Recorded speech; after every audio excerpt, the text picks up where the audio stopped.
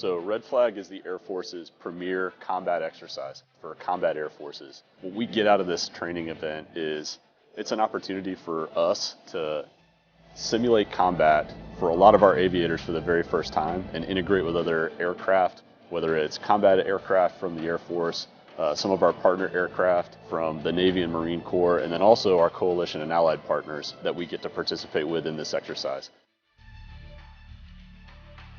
So an exercise like Red Flag is important because it helps us get ready for a wartime effort. It helps our airmen stay sharp, our operators stay sharp. We learn a lot about each other and how to work together to be the most efficient war machine in the fleet. The most exciting part about Red Flag for me is watching the younger airmen find their sense of purpose and their why as to the mission behind the B-1 and why they took their oath to serve their country.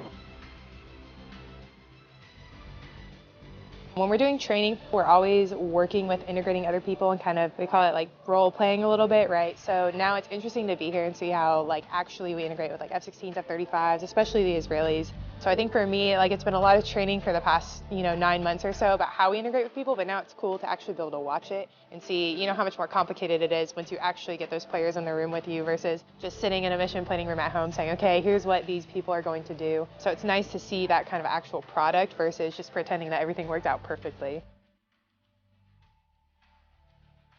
For our aviators that are out here executing, about half of them, this is their first Red Flag experience. And what that means to them is this is the first time that they have executed in an airspace, flying in the same area with 37 to 45 aircraft at any given time. That's a lot of aircraft to be in one space and a huge problem that they have to solve, and then a lot that is going on in that environment.